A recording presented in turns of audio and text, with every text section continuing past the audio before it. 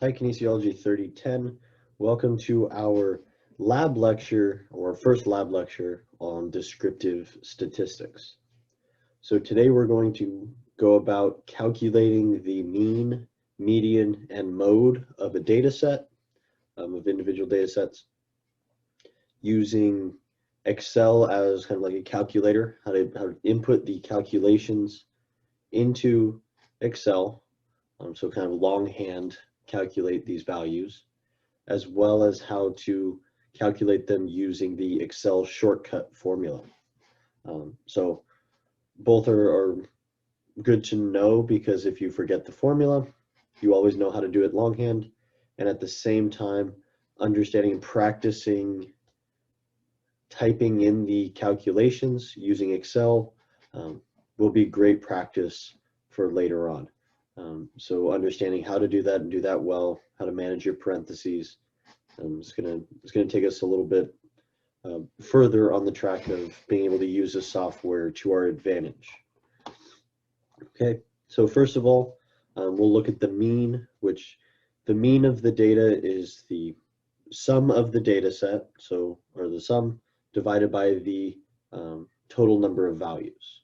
Okay, so in this case, we have 10 total values, and we would need to sum up or add each individual value together, divide by the total number of values.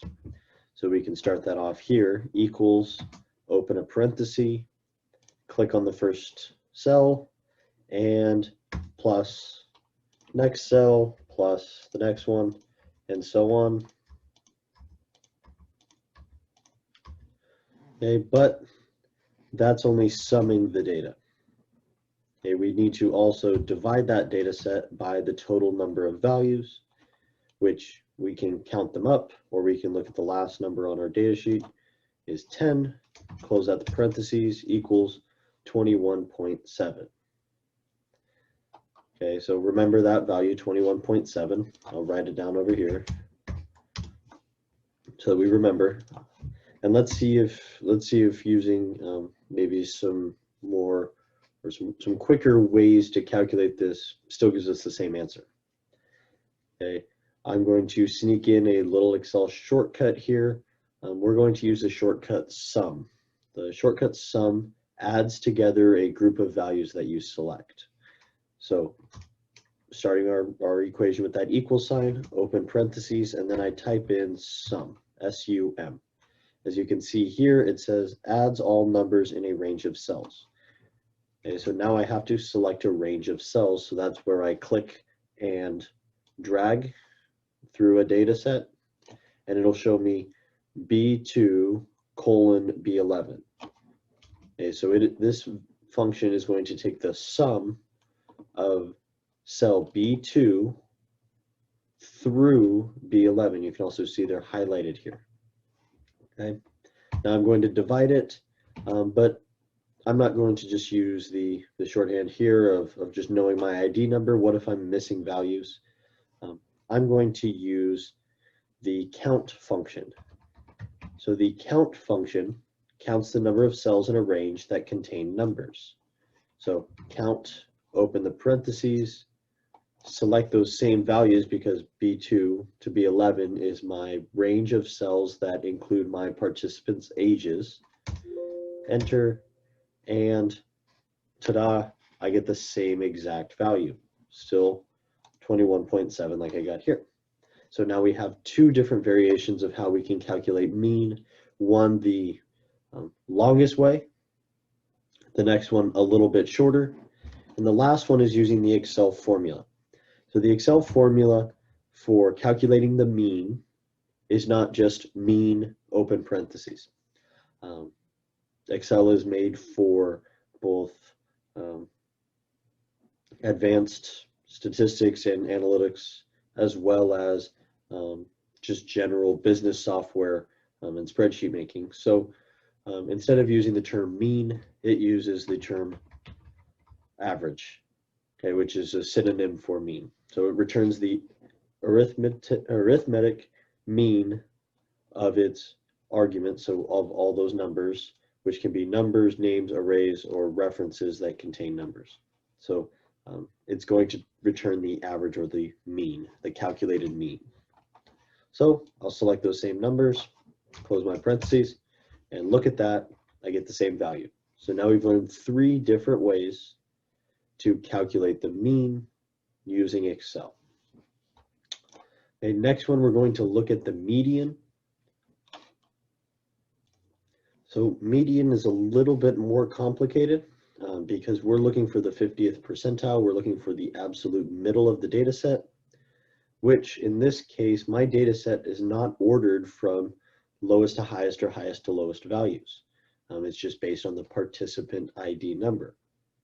Okay, so I can do this a couple ways. I can go ahead and take this array, copy and paste it somewhere else, select it, right click, sort it, smallest to largest, and then I can go ahead and just count my way down. I know I have 10 values, so I know the median's location is 10 plus 1 divided by 2, so 11 divided by 2, which is 5.5. The 1, 2, 3, 4, 5.5. Okay, between 22 and 22, which is 22. Okay, so I can do it that way. That way I'm going to get tedious as we go. You could also count it 1, 2, 3, 4, 5. 1, 2, 3, 4, 5. Oh, it has to be in the middle of those two, still 22. Or I can use my Excel formula, which is median.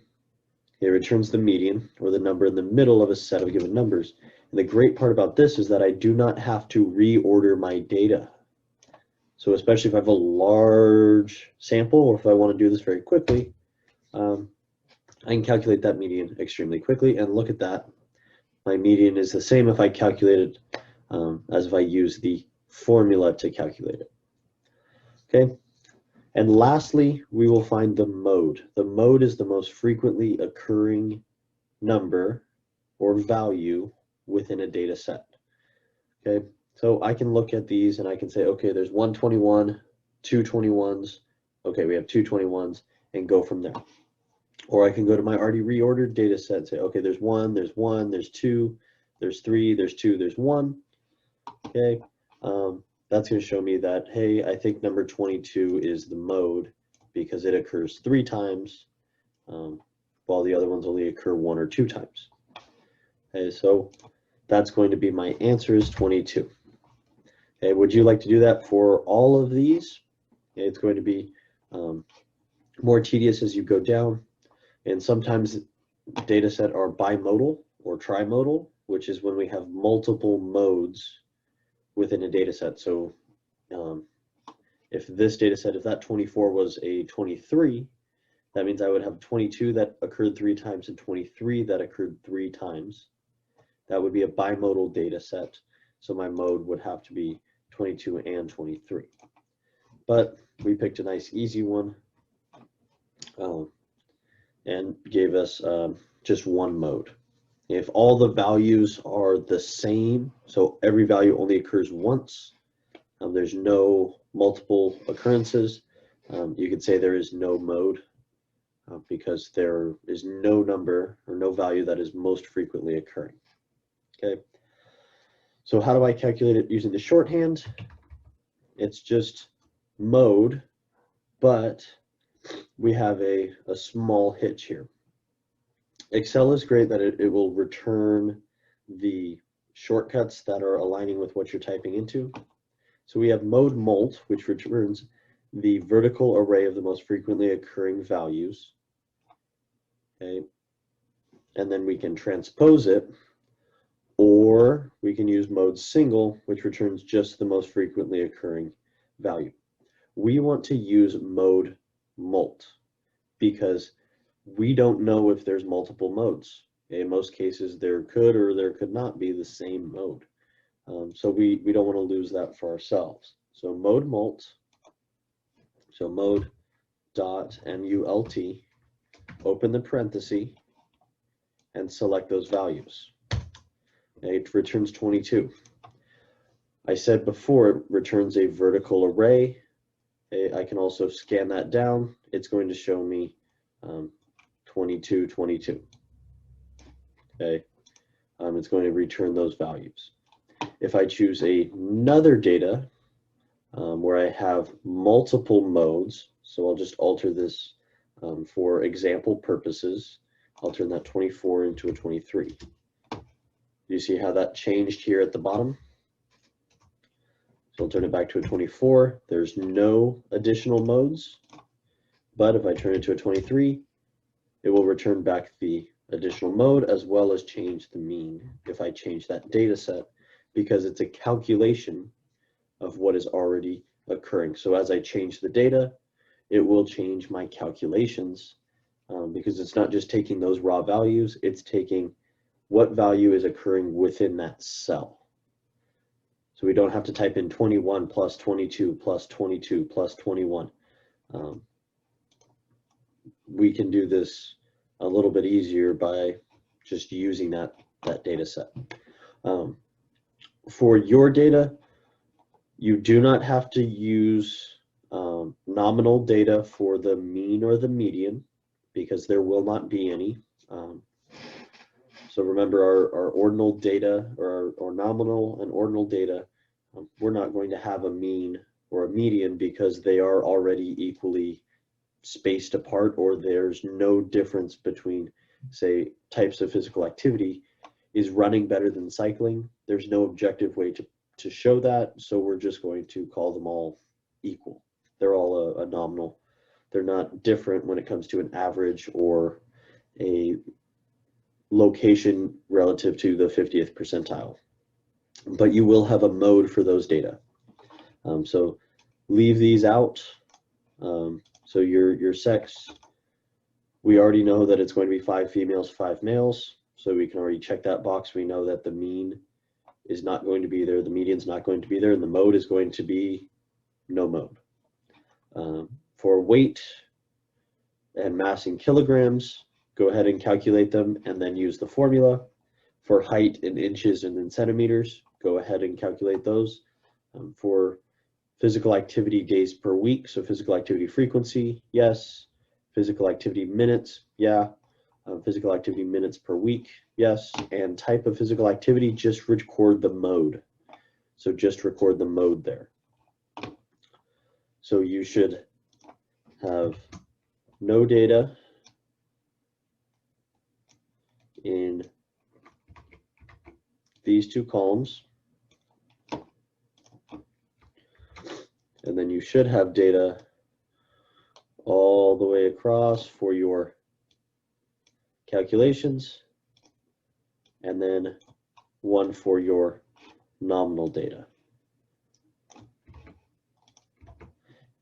I put modes at the bottom so that we can always insert multiple cells so that we can have all of those occurring modes show within the same set.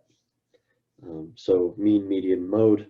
Mode is last because it can be multimodal. All right.